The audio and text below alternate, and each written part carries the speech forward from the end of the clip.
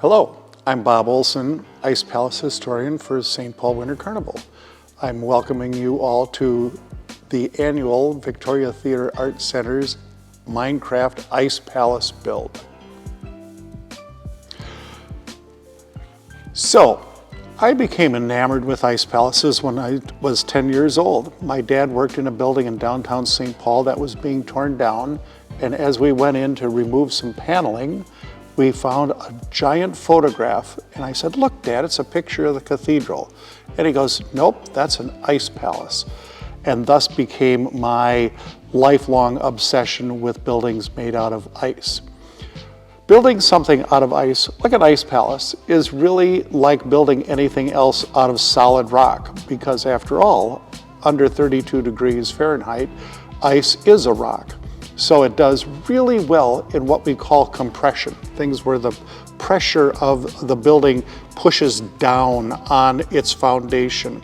What it doesn't do real well on is if there is a open space where the center of it could collapse. That's why a lot of the old buildings uses things like arches, because the weight is distributed over the entire surface and then brought down on the sides of an opening. If you wanted to be even more dramatic, you could do like the Gothic cathedrals did, and when they had a really tall part of the building, they would use something called a flying buttress, which is an actual ring of stones that bring weight down to another part of the superstructure and brings the weight down to the ground. All of those are very much masonry kind of building techniques. Of course, in modern days, when we do openings in buildings, we'll put a piece of steel across the top of an opening, which could work. However, ice is really its best proponent of structure. So I encourage people to think about those arches or buttresses or other kinds of ways of minimizing openings that don't have that kind of curvature to it. So, some things that we should remember about ice palaces. I am including several photographs of buildings that will show kind of the array of kind of buildings that have been built primarily in St. Paul. The early palaces, and we'll talk just real quickly here. Palaces are a place where a king or a monarch lives. It is not a castle. A castle is a place of military permanence where you are at odds against an enemy. So you have the palace, which is a residence, and you have a castle, which is a fort. And the history of ice palaces in St. Paul use a little bit of both. The 1886 ice palace, the first ice palace, was definitely a palace. It had a door, it had windows, it had towers, it had turrets, but none of it was really to try to keep out an enemy. In 1887, that building might be considered kind of a castle because it has an entryway that you could kind of imagine having like a drawbridge or something in front of it that would be pulled up in case there was an enemy. But it was considered a palace. 1888 was definitely a palace. It was a grand, big building to keep the monarchs of ice and snow happy during their time in St. Paul.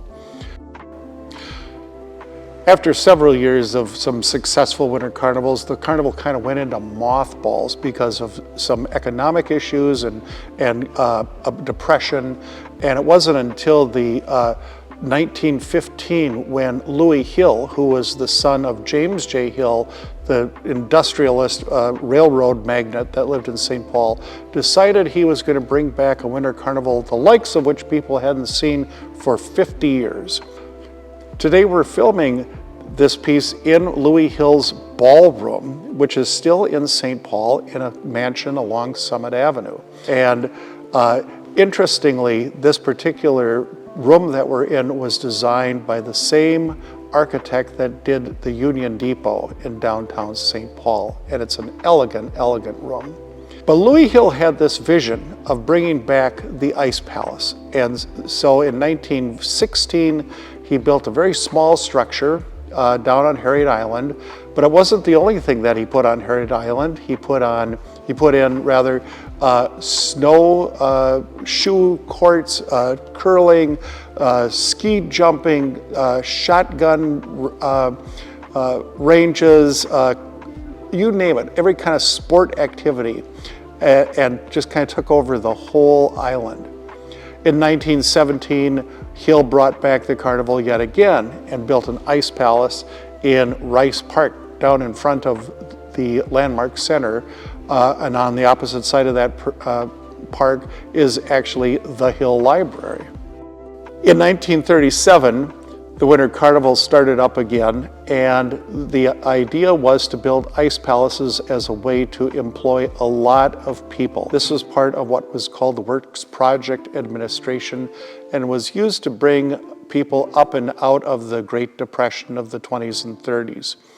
There's a series of ice palaces in the 30s and 40s, all designed by the city architect Clarence Wigington, who built a lot of other schools or other buildings that didn't melt, including schools and towers and swimming pools, a lot of public buildings that are still around St. Paul that you can see.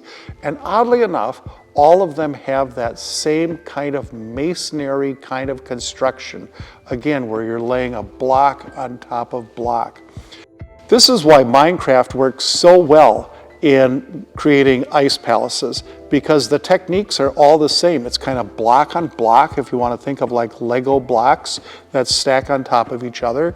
If you, again, keep in account using arches or other things to distribute weight, or in the case of some expressions, doing things with steel or wood to hold it up. But the important thing is to always keep that building under compression. Now, maybe you can think of some exotic new way to build some other structural system that will include flying pieces of ice. Could be, you could spray that ice out like that and have it become a fan. But remember, that's all dependent on the weather. Historically, St. Paul has had many different kinds of styles of architecture in their ice palaces.